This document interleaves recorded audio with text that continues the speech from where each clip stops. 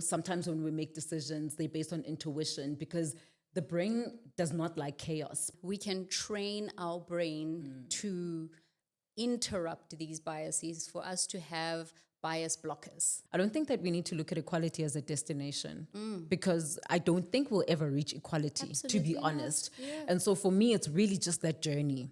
Hello, everyone, and welcome to the Diversity, Equity, and Inclusion Vault. My name is Dolly, and I am your host. This is where you get to hear voices of transformation. Now, in a world where our interactions are often based on preconceived notions, assumptions, indoctrinated ideologies, as well as social norms, what damage do these interactions have in the way that we engage with other people, how we socialize with the world, the decisions that we make, and most importantly, based on the opportunities that we often extend to other people?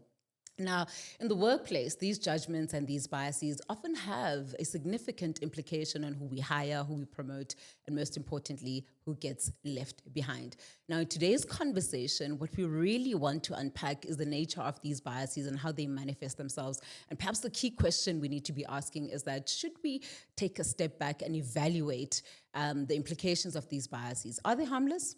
And if they're not harmless, do they not reinforce and perpetuate exclusion as well as inequality? And most importantly, how do we then begin to challenge these mental constructs and interrupt our biases so that we can create more inclusive workplaces, families, communities, and societies at large?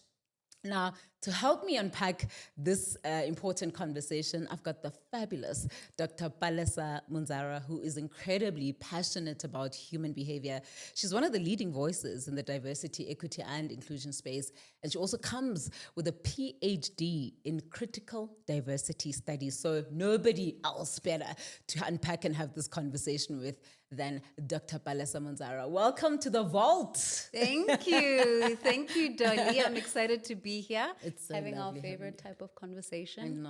I know. It's absolutely amazing. Look, you and I do a lot of work with organizations just around diversity, equity, and inclusion. And it's such an honor and a pleasure to do this work with you. And particularly with your passion, also backed up by your academic background in the space, which is incredibly refreshing and brings a level of substance in the dialogue and conversation. And so I thought, why not have the conversation out there where everybody else can also benefit? In particular, understanding these biases. We have a lot of conversations around bias, but not many people actually understand what these biases are. And maybe as we kick off our conversation, what is bias? And how does it manifest itself? I mean, there's conscious and unconscious bias. So if we had to explain what this bias is, what would we say it is? You know, Dolly, sometimes we get so caught up in the language that we use, in the jargon that we get comfortable with as practitioners in the space. So I think it's important that we're starting where we're starting in just simply breaking down what is bias.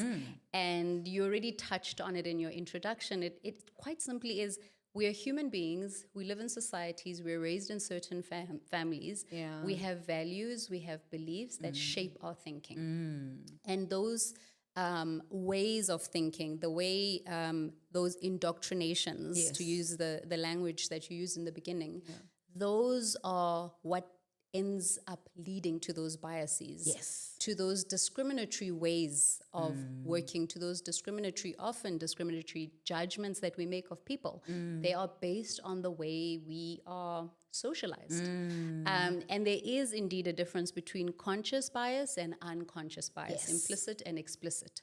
And the key difference, I like to say, lies in awareness and intent, as you know, where conscious bias is a lot more overt. You know, it's exactly that. You know, you hold certain preconceived notions. You know it, and you make intentional steps or actions, or you behave a certain way as a result of those biases you hold, and you know it. So, for example, if we take it into a workplace context, I am a hiring manager. I am looking to recruit a new candidate into my team, and I sit and I interview somebody, and I make a decision to not hire that person who is actually perfectly qualified for the role on the basis of perhaps their age, because maybe I'm somebody who wants to keep a certain age range in my team, and I make a conscious biased decision to not employ that person. That is conscious bias. It's explicit. Then there's one that's a bit more insidious and harder to detect, and that's implicit bias or unconscious bias. Also very much shaped by the society we grew up in, stereotypes we hold. But it lies below the surface of awareness. So you might be a hiring manager, using the same example, that consciously promotes diversity, consciously promotes equity, consciously wants to build an inclusive team. But you sit in an interview and you interview somebody and you don't employ this qualified person because you can't really relate to them. Maybe you are somebody that is just used to hiring people from your neighborhood, your community, your university, your alma mater, or somebody that has a similar accent to yours. That's called accent bias. You know, it's a real thing. And in the absence of being made conscious of your unconscious biases through specific trainings, unconscious bias trainings, etc., or you going out and seeking out information, it is very challenging to be aware of these. So you continuously perpetuate this cycle without knowing it. And that is unconscious bias. It's brilliant. I mean, I want us to expand on that, in particular unconscious bias, because a lot of people get very anxious when they talk about bias, in particular unconscious bias, because people don't know what they don't know. And I think for me, therein lies an opportunity for people to actually improve on behavior, on self, so that we can migrate them, I suppose, with that opportunity to create awareness and learning, migrate them from a state of unconscious to the conscious so that they can make better decisions on a daily. And I just want us to put people at ease just around unconscious, to your point that actually these are biases and based on these automatic judgments that are inherent in us based on those preconceived notions. And societal norms that we're talking about. But there's also something to say about how our brains are actually wired, right? For us to be able to make those mental shortcuts, those automatic judgments. And so sometimes when we make decisions, they're based on intuition, because the brain does not like chaos and it wants to make sense of everything. So it compartmentalizes things. And so automatically then it will gravitate to what it knows, whether, to a fault, actually. It'll gravitate to those automatic judgments. And most of us have these biases. In fact, all of us have these biases. And that's why we're saying every single person has got a bias. It's because of your upbringing and all of those norms and how your brain is actually wired. And I just want to ask the question, can we deconstruct the brain in our memory, to be able to interrupt these biases? Absolutely. We can. We can train our brain to interrupt these biases, for us to have bias blockers. So and it requires intentionality, right? It requires us to do the work of conscientizing ourselves, first of all, to those biases. An important step for us is to not be defensive. And a good place to start is in claiming and making a clear statement that we all hold biases. There's actually nothing wrong with that. The challenge is when we make biased decisions. We want to train our brains to start making bias-free decisions as far as we can go, So ensuring that we raise awareness of the fact that these biases exist, we hold them. And I like to say it's important to be able to name the different types of biases that exist. 100%. Right. Because you can't call out what you don't know. You can't correct it if you're not able to say what it is. So I believe in the power of dialogue, and it's important for all of us as individuals, particularly as leaders, to lean into dialogue, to ensure that you engage with people from different walks of life. 100%. People who are different So from you, important. didn't go to your school, don't share, don't come from your same socioeconomic group, etc., etc., etc., and have these frank conversations where you're able to just understand from each other. that helps us to unlearn some of these indoctrinations, some of these beliefs that we hold, that we're raised with, and therefore by doing that, we're able to then be better able to identify and start using our system 2 brain, as we often say, our system 2 brain that asks us to step back, to pause, and to make more intentional judgments, and using the old adage, not judging a book by its cover. So much opportunity is missed when we make judgments on the basis of what we just see. I feel like the key word for me there is intentionality. And if we truly are intentional about making the much needed change and dismantling those mental constructs that lead to those biases, it's really in taking those steps that you're talking about. And what you find is that in psychology, actually, they call it an emergence. When you get to a point where you don't make those automatic judgments, you use system 2 thinking, to your point, where you take a step back and you evaluate everything in context, and you do what we call a time and distance, essentially. You evaluate everything 360. You don't just jump into predictive analysis that, okay, if, talk about certain microaggressions that lead to those biases that people from a certain group are like A, B, C, and D, because your brain forces you to think that way because society has indoctrinated you to believe certain things about certain associations.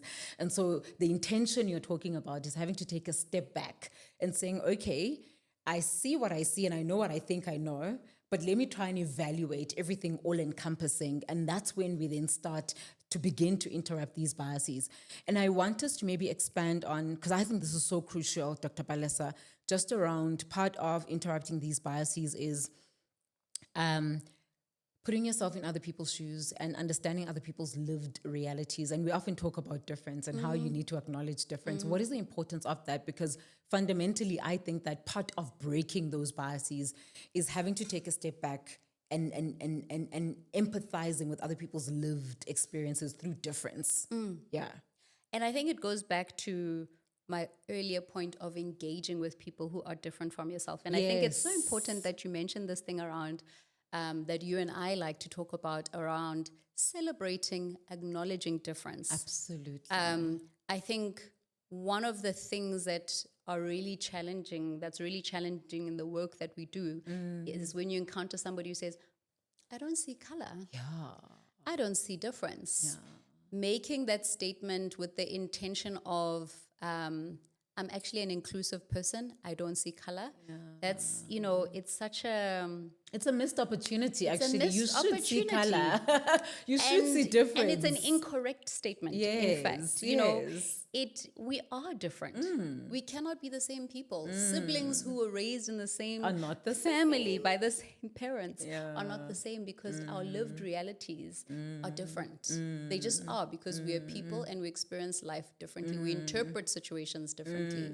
And so going back to your question, it's quite important that we engage with one another to understand. Once you find yourself looking at someone and reaching a quick conclusion, that's the moment you take a step back. 100%. You grow up and you have these preconceived notions about people on the basis of their appearance. Tall people are competent, for example. And this is something that kind of just sits in the back of your mind and you're not conscious of it, but it's influencing your decisions. A tall person walks in and suddenly they command the space. And those are the moments that we really need to pause. 100%. And we really need to take a step back and say, what is playing in my mind?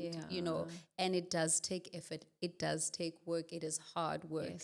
But our brains get trained, much like going to the gym. It's hard work. It takes effort. But you train yourself to questioning some of these heteronormative practices that we get used to, just things that are normal. What is normal? To who? To who? From what lens are you looking at it? Are you looking at it from a Christian lens? Sure. Are you looking at it from a heterosexual lens? Are you looking at it from a man, woman, non-binary lens? Like, where are you looking at it from? Yeah. And ask yourself, we need to start interrogating our own judgments and our own thinking and becoming more critical in how we reach conclusions about each other. It's amazing. And you and I often talk about progress over perfection because fundamentally, I mean, if our departing point is that every single person is biased, it means we need to allow grace, for people, that people are not going to be perfect. In fact, we're not expecting people to be bias free. We are not, because we're human beings. It's such a tough thing, right? But we are asking for progress over perfection. I just want to draw you back a little bit in terms of workplace practices, because I find those so fascinating. I mean, you gave us an example now, just around, tall male, and often, there's a bias, an example of a bias actually, just around tall males becoming CEOs. It's a real thing. It's a real thing. It actually does happen, thing. right? And those are some of the examples where, tall, and we assume competence, and, they land those significant positions as well. So I want us to go back there because I think those are so crucial, especially in the workplace. Let's talk about affinity bias. I mean, I think most of us, I know I used to be guilty of affinity bias quite a lot in terms of recruitment practices, because I literally just wanted to replicate myself. And I felt like it was so charming when people said to me, "Oh, you sound so much like Dolly. You're starting to look like Dolly." And in the beginning, it was so charming. And then afterwards, I was like, no, this cannot be right. Why is it wrong? Why, Dr. Pali, why is it wrong? Affinity bias is grounded on the foundation of relatability or familiarity, right? And that's why it's so easy to slip into it. And again, oftentimes done with all the best intention. Yes. You are replicating yourself. You trust yourself. Yes. You're like, I need this work done and I need it done well. And then you come across a candidate in an interview and this person sounds like you, has a similar background to yours, went perhaps to your university, and you're like, this one will do well on the basis of yourself. The affinity. Yes, and you're like, I need somebody who can hit the ground running, someone I can trust, someone I don't have to look over all the time. And you make this decision and you're not conscious of it oftentimes. But this is where we start to miss out on diversity in our team, where everyone starts to sound the same, kind of look the same, have similar ideas. You stop challenging each other in your team. And we look at some marketing faux pas that we like to discuss.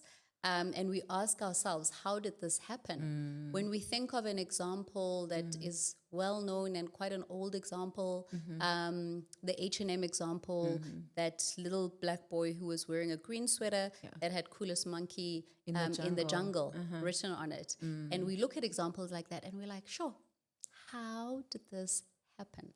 How on earth, based on the fact that any piece of marketing communication that goes out from a corporate as large as an H&M goes through so many rounds of approvals, so many different people see that. How did no one... It's and it was a fair question. It's still a fair question, actually, because obviously people, and these are the moments where you have to ask yourself: was there diversity in the team? Was there perhaps just 100 dollies sitting in a room and working on this piece of creative? Or perhaps was there lack of inclusivity of the various different diverse voices in the room? Within the team. Maybe there were different voices in the team, but then the dominating dollies in the room had silenced that voice. So that person sat in there and they were like, you know what? I know when I speak, no one takes my ideas seriously. I'm made to feel small. I'm belittled. I'm made to feel stupid. So I'm going to keep quiet and watch how this plays out, And this happens when affinity bias and so many different types of biases are allowed to fester in a team, in an organization. Yeah. And that's why it's important, I suppose, when your recruitment practitioners will say you need a diverse slate of individuals within that interview, because you want people to be able to keep you in check or maybe help you hold the mirror up when you want to make a decision based on one attribute and not looking at the person holistically, looking at the entire competency of the role and the skill set, and you want to latch on to, this one went to the same university as me, she was an A student, and you base your decision on that, but you don't actually know if this person actually does meet the inherent requirements of the job and if they're going to be fully capable to deliver based on those key requirements. And the sad part, Dr. Palesa, is that sometimes these biases can lead to discrimination. Actually. Oftentimes. Yeah, talk to us about that a bit. Yeah. Oftentimes. I mentioned earlier the point around being able to name different types of biases. Yes. The list is endless. Yeah. And we often say the more difference we uncover, the more difference we uncover, the more difference we uncover. And therefore, the list of biases keeps going, you know? And when these different biases come into play and they start to infiltrate and influence judgment, start to influence decision-making in hiring practices and promotion practices, etc., then they can become discriminatory. 100%. So, for example, there's an opportunity for a candidate to be sent on a bespoke leadership course to Harvard in your team. And you make a decision not to send Palesa on this course because you decide by yourself as the manager, as the team lead, that Palesa is 50s, nearing 60s. This person is nearing retirement, and therefore I'm not going to offer this opportunity to Palesa because, what's the point, you know, based on her age? Or Palesa is in her 20s, and you make a decision on your own as the team lead without having any conversation with Palesa. Yes. That Palesa is at an age where she's gotten married recently or considering getting married, or probably start having kids soon, etc. Lots of long absenteeism from work, Can't blah, blah, afford blah, blah, that. blah, blah. Yeah. And then you make a decision where you're discriminating against Palesa, you withhold the opportunity, and you don't send her on this bespoke Harvard leadership course because you've decided that she won't be able to meet the requirements on the basis of her age. That is, you know, that's age bias. Yeah. And this is an example of where we start to see discrimination come through as a result of biased decision. And I use a very simple example in the age bias one because I think a lot of us have witnessed it, perhaps experienced it, but biased decisions can be so nuanced, so complex in organization. And this is why it's important that we get into the habit of becoming critical in our thinking as leaders and inviting different voices into the room, not just to be present, but to actually add value. And for us as leaders to open our minds, open our hearts, be receptive, be curious, be less defensive. 100%. And this is where we start to really gain value from dialogue and the power thereof. Powerful. And I mean, let's be honest, your talent is not going to stay in an environment that is infiltrated by bias. Absolutely Your not. talent is going to run and go and look for more bias-free, psychologically safe environments in which they can thrive. Absolutely. Because these biases can be harmful.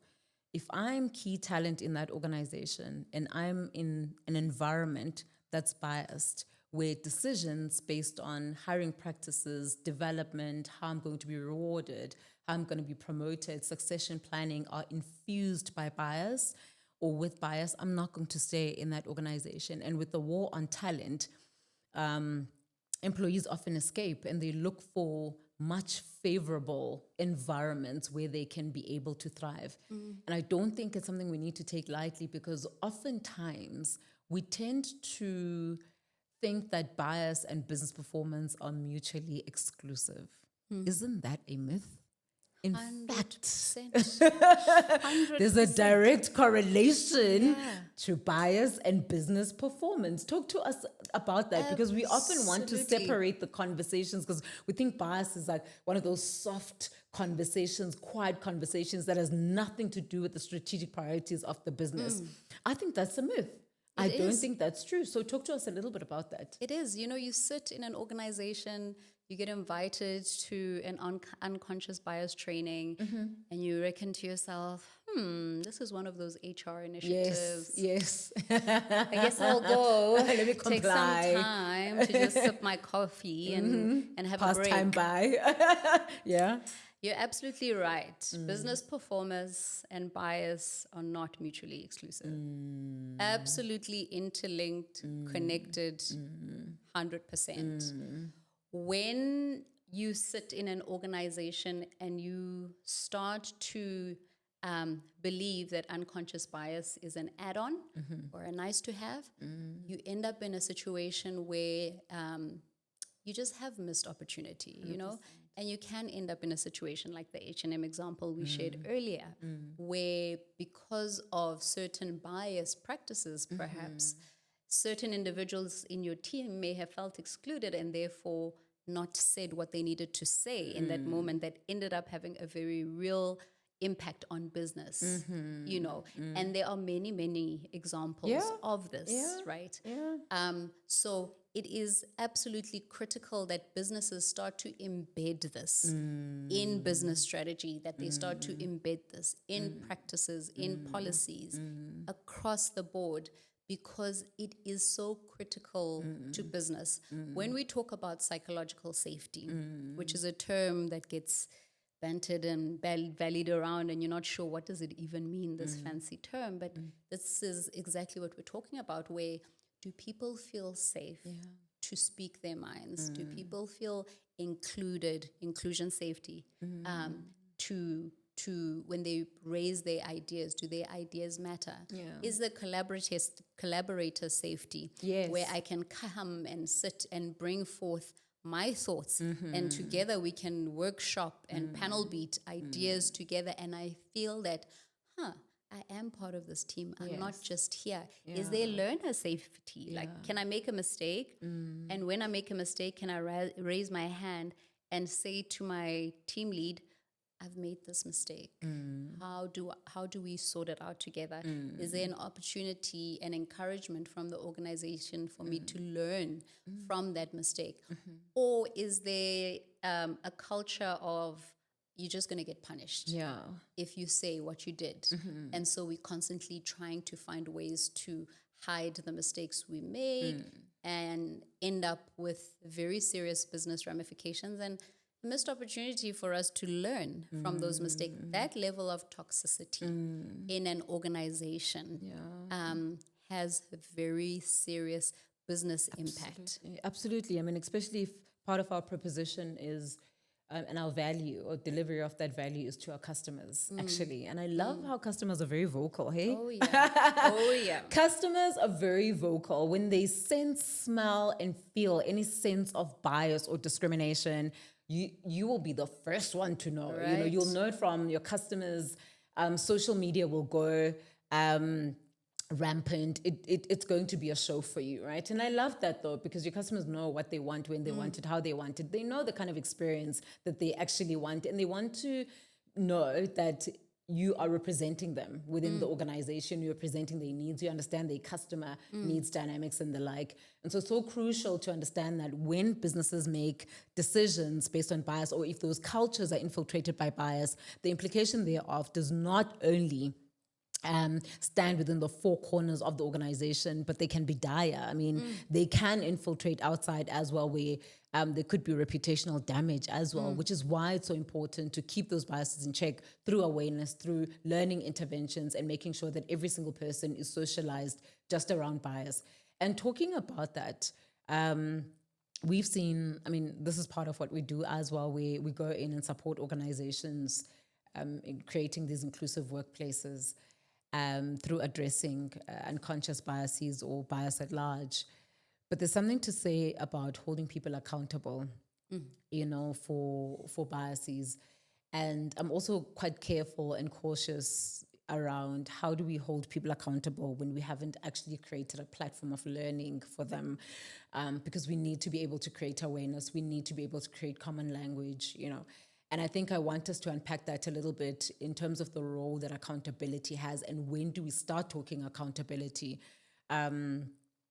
And we've seen, I mean, I think for me, it's kind of a no-brainer that it's so important that organizations kind of put guardrails in terms of policies and frameworks that dictate their stance as an organization, to diversity, equity, and inclusion, to bias at large, and create a common language where every single person is in a position of knowing and nobody is ignorant about bias at large.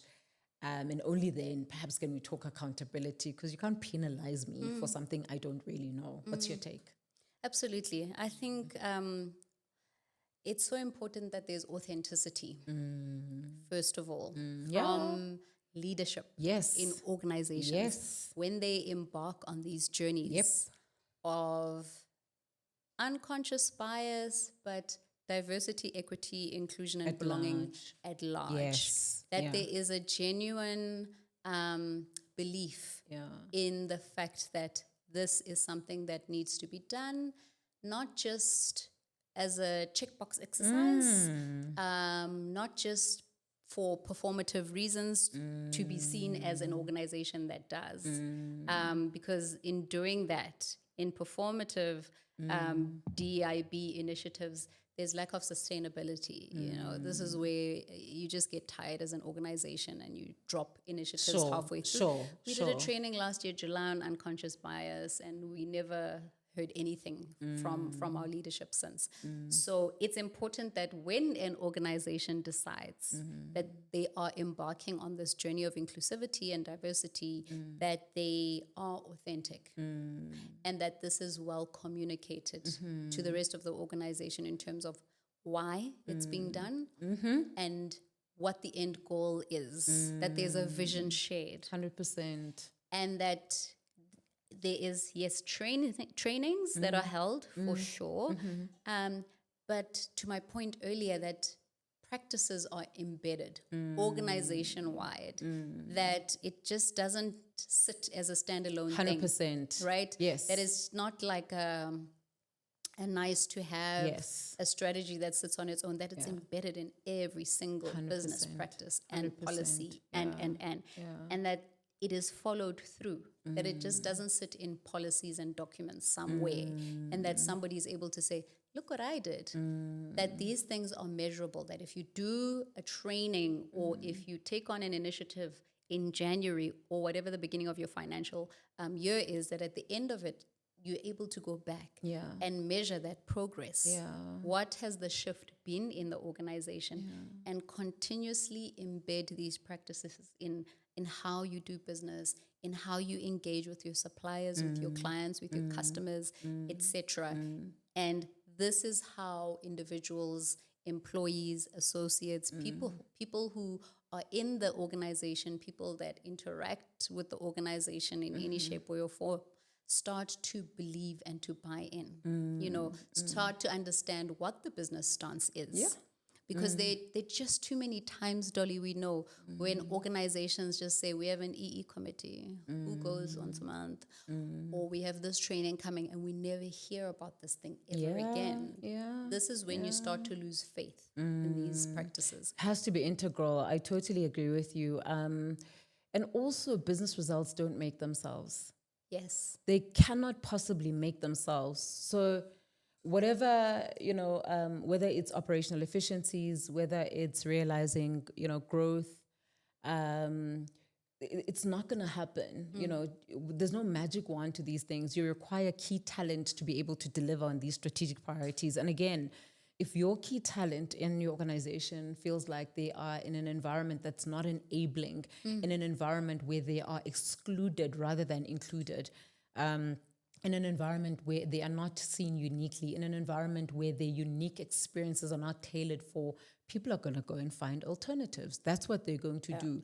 Because quite frankly, there's a saying just around, when environments are safe, when they are bias-free, your employees are able to be more productive, you get more value from them, and therefore being able to deliver to the strategic priorities that you're actually looking for. And the opposite of that actually is where, if employees feel like they are excluded, there's no space for them, they're not accounted for, they're not seen, they're not visible in those kind of environments, highly likely to slack, they're going to give you the bare minimum, actually. Yeah. That's what they're going to do. They're going to give you the Absolutely. bare minimum. They're not going to go on overdrive to go and help you deliver on those priorities. 100%. And I just think it's logic that needs to prevail. For most of us, to be honest with you, maybe that's the stance that we actually take, that as we cultivate these environments, make sure that the ground is fertile for people to be able to perform, and they can't perform in environments where they feel like, I can't see myself in these hiring practices. People like me don't get rewarded. People like me don't get developed. People like me don't get promoted here. And so what then is the point? Why must I still give my all in an organization that does not view me uniquely for who I am? Absolutely. And, you bring to mind the results pyramid that you and I talk about, or the results iceberg, depends which way you look at it. But when you're talking about how employees get to start believing certain things, starts at the very basis with the experiences created in teams, experiences created by leaders, experiences created in organizations, their lived reality. So if my experience is that I walk into work and I greet my leader, he kind of or she kind of looks up or doesn't look up, whatever. I'm made to feel like I'm invisible, like I don't matter. Yeah. That is my lived reality. That's my experience. And then on top of that, I noticed that Dolly keeps giving opportunities to people who look, sound, behave like her, who are mini Dollies. Yeah. I see that people who are like me, and I'm very different from Dolly, perhaps in this in this example, that nothing ever happens for me. I don't really get acknowledged when I speak. I don't really get greeted, and I certainly don't get any development opportunities. So this is my lived reality, and this is my daily experience. Next rung in that pyramid is my beliefs are now formed. So based on the experience of not really being acknowledged in meetings, not really being acknowledged in greeting, not being acknowledged in terms of the effort I bring to work or my ideas, and seeing others that look like my leader progressing, those are my experiences. They lead me to the belief that I don't matter. Sure. Only people who look and sound a certain way matter in this organization. And then that leads me to the next rung in the pyramid or the iceberg, which is that my action now. So my experiences lead to that belief that I don't matter. And then my action is, I'm not going to give my best. What's the point? No one sees me anyway. No one gives me any opportunity to develop myself further. I don't even get greeted. People steal my ideas blatantly when I'm sitting in a meeting room. So I'm just going to do the bare minimum and collect my salary, because that's what happens anyway. And this is where those actions start to impact business performance, start to impact KPIs.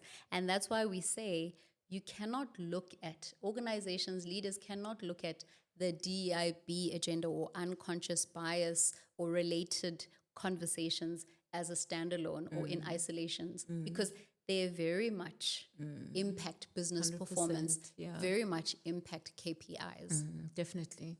Sure, that's great. I just want us to pivot a bit from the workplace, just around bias, and maybe talk about the impact of bias in society and communities at large.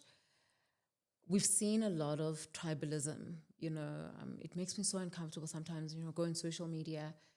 In fact, I was there recently, and I saw something about Xhosa people, and I was just like, wow. But these biases can be harmful, and in such a beautifully diverse country where we should just be leading with unity and just genuine love, and redressing these past inequalities and how we see each other. I sometimes get so worried that we also interact with one another and relate to each other based on these preconceived notions, these stereotypes and these biases, and they're really, really harmful. I mean, I look at some comments, and how people retaliate, and I just look back and I'm just like, all of us need a teachable moment here, just in terms of how, to interact Xhosa people are that and that. And I'm just like, no, but I'm Xhosa. I'm not like that. It's not every Xhosa person that's bucketed in terms of A, B, C, and D. And I just look at these things and they spread like wildfire because people start believing these notions about a particular group of people, or Zulu people are like this, and we end up building these constructs and relating to people based on that. I mean, if I meet you and the first thing I say to you is I'm Xhosa, somewhere you've got bucketed a notion around Xhosa people, and it's so harmful. Like I said, especially in a nation where we should be building, where we should be leading with this unity. We've got all of these preconceived notions. So it's not just about the workplace. It's in how we relate with each other as individuals, actually, from different and beautiful tribes and cultures in South Africa. I think there's also something to say just about also taking a step back as individuals and understanding people as individuals and not grouping them to associations. Yes, we celebrate associations and tribes because we're a beautiful nation. We should celebrate that. But I think it should actually just stay there, maybe learn from each other, but not lead with these biases because it can be harmful.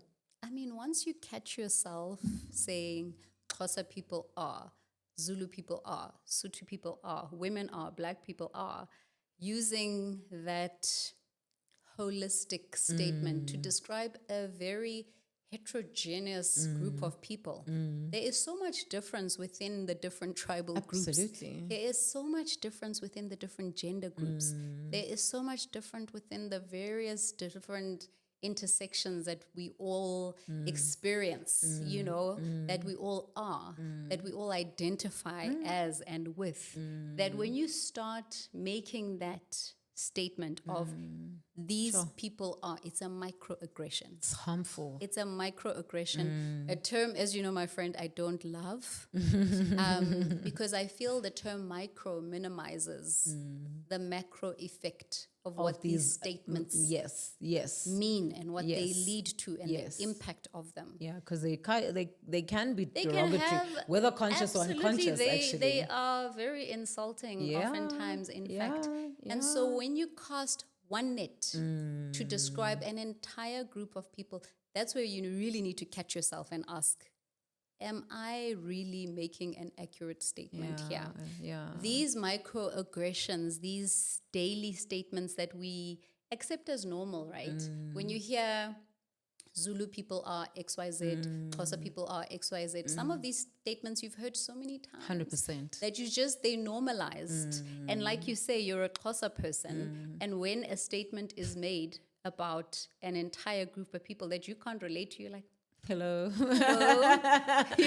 Hey. I'm Xhosa, hello. It's based on stereotypes. It's based so on biases that people hold. It's so dangerous. That you end up making these statements.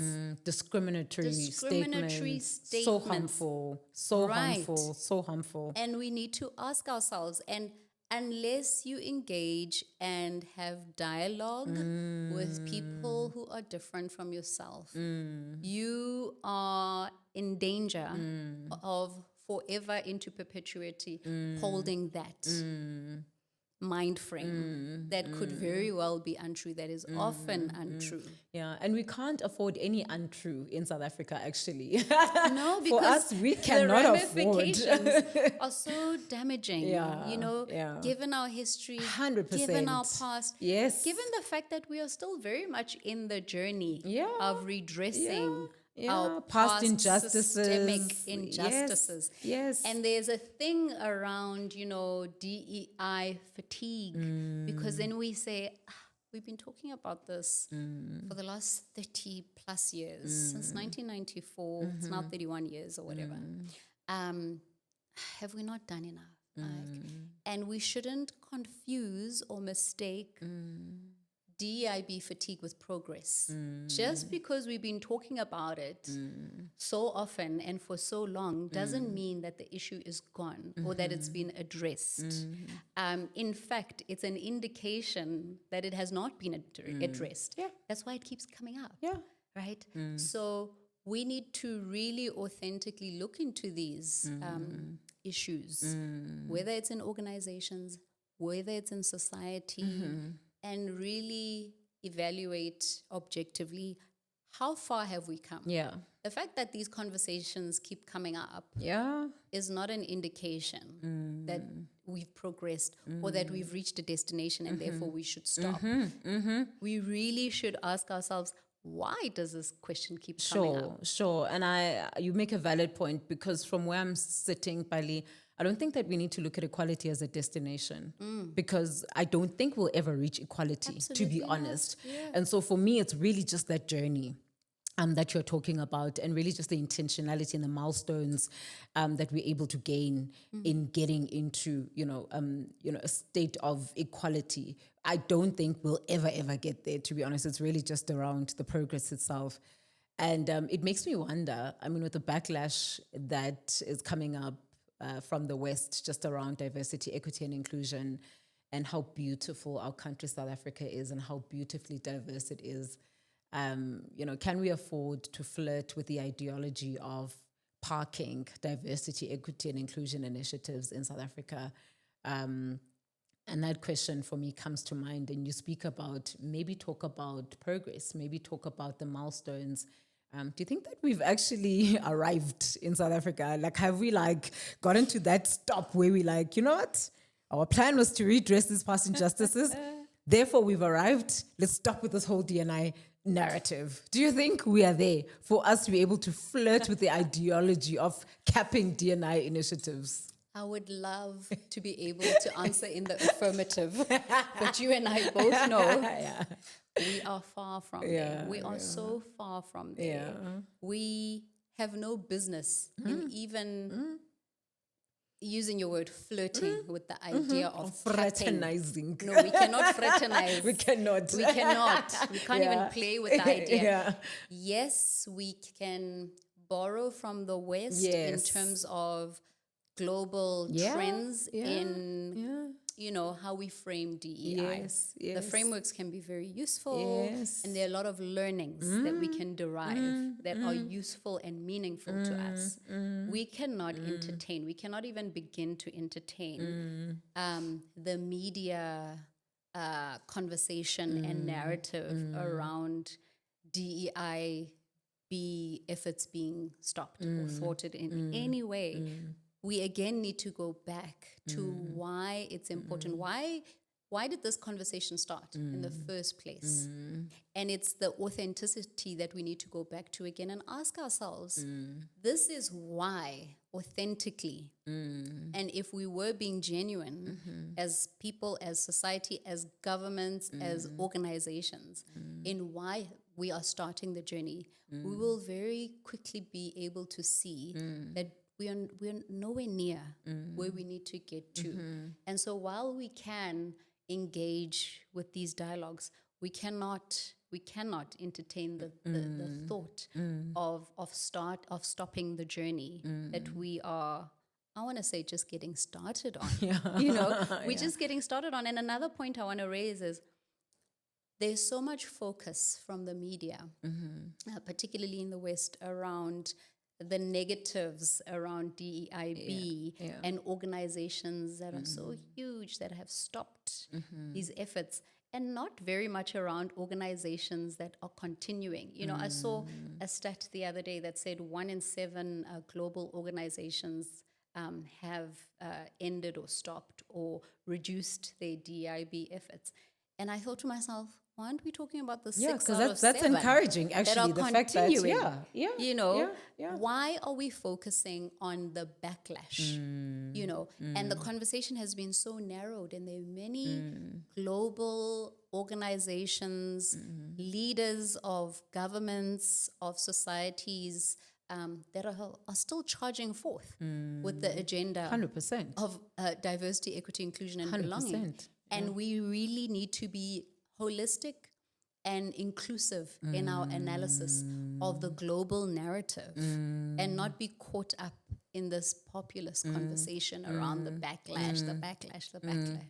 Yeah, valid point. And I've chosen to look at this this narrative as progressive, to be honest, rather than controversial, because I think it's also forcing us to critique the relevance of some of our D&I efforts, and in particular, in terms of implementation and execution, because we have to own up. I mean, where we're not well executing D&I initiatives, we need to be able to own up. We need to be able to take a step back and say, okay, fine, how can we do this differently so that it benefits every single person and that there is no sense of exclusion where some people feel like, you know what, I'm not part of this diversity, equity, and inclusion agenda. So if our constitution in South Africa, which is obviously founded on this legal framework, is excluding me as a South African, it's going to make me uncomfortable because that constitution, the narrative thereof is based on equality, it's based on justice, it's based on inclusion for all. So when we then implementing diversity, equity, and inclusion initiatives, and some of these are, tend to exclude certain people, it will, muddy the waters. It will kind of distort the narrative of the why that you're talking about, of what were we trying to solve for. And so I just think that we need to be very present and awakened to how we are implementing some of these initiatives and how we are executing them. And so I think from that standpoint, for me, I'm willing to entertain that conversation that kind of critiques whether or not some of these initiatives are actually effective. There's nothing wrong with that. We need to test these things anyway, but not to say that we eradicate the interventions or the D&I narrative and interventions altogether, because quite frankly, our country is very progressive when it comes to diversity, equity, and inclusion, because it has been imbued in terms of our legal framework anyway. In our constitution. Yeah. It's what makes us who we are. And so for us, it's almost like a no-brainer, but it's really how do we elevate the conversations and the initiatives to make sure that they benefit all. And I say that, Dr. Palesa, because sure, for us as a country, we still see a lot of economic exclusion. There's still a lot of financial exclusion. Some of these, triple BE programs, there's still questions around compliance in there as well. There's still a lot of social exclusion, that we need to probably be looking at holistically to make sure that these inclusion efforts are effective for every single person. And I just wonder sometimes if when policy is being designed, for inclusion, do we really understand people's lived experiences? Do we really engage with people in communities to understand what their needs really are? And then as we craft these policies, we embed those realities in mind. I often think about that. And so I just think that maybe we do need to take a step back where we need to. And I'm saying this particularly because there's been a lot of noise around employment equity. And there's still a lot of organizations that drive transformation within the ambit of employment equity and compliance only.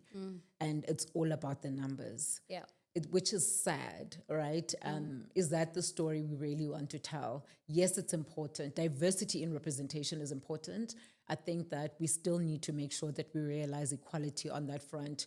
We have got to do that in order to make sure that people are equally represented in this country. It's so critical, and that no person is actually left behind. We need to somehow level the playing field, whether it comes to diversity and representation, whether it comes to access in education or the like. I think it's the right thing to do. It's a moral imperative for us to be able to do so, right? And so I think for me, the conversation really becomes broad where, we're still seeing a lot of inequalities in South Africa, and it's sad. It's so, so sad. And so then going back to the question around D&I and us flirting with the ideology of why do we still need this can be quite dangerous in thinking. Absolutely. I think. Really, it's sad. Broadly, it's sad. Absolutely. And when we do start focusing on numbers only, this is where the door opens to this critiquing and questioning of the validity of DEIB in the first 100%. place. And so that's a very dangerous place to 100%. be, is when we enter this territory of check, did we do this? 100%. Check, have we reached our numbers? Check. Because there you are missing an opportunity to truly create an organization that is inclusive, that has genuine diversity, etc., etc. And I think it's important also when we think about inclusivity that we think of it in its genuine at its genuine core, that DEIB is intended to be inclusive for all people, and it goes beyond race, gender, social orientation. I was listening to a podcast the other day, and the host of the podcast gave an example and said, when we think about people living with disabilities, an example of a designer who is autistic, for instance, is there and requires really rigid structure and organization and routine in how their work is given to them. Does the organization consider that in how they provide an environment that enables this person to do their work? That is also inclusion. When I am a person that stammers or has a speech impediment, and I work in an environment where performance is judged on how you can deliver by spoken word, but I'm really good at doing my job, and I can type things down, and I can put really fantastic reports together, but I continuously get penalized, and I don't get rewarded on the merit of what I'm actually delivering on the basis of I'm not able to speak a certain way. So when we think about inclusion, it's important that we go back to what is inclusion really about, and not get caught up in just 1, 2, or 3 different aspects of it. Sure. So powerful. Dr. Palasa, thank you so much. Incredibly loved this conversation. We need to have more of these conversations. Absolutely loved it. Thank you so much for joining us on Thank you so much. Diversity Vault. Thank you so much. Thank you. And to everybody, thank you so much for watching. We absolutely love these conversations, and we think that they're so significant in us South Africans standing in our truth. Our truth is that we cannot afford to fraternize with division. In fact, our truth should be embedded on the foundation of unity, of justice, of inclusion for each and every individual in South Africa. Hope you enjoyed the conversation. Keep playing it, share it with other people that may benefit from this conversation. Together, let's create a better world, one day at a time. Thank you so much for watching.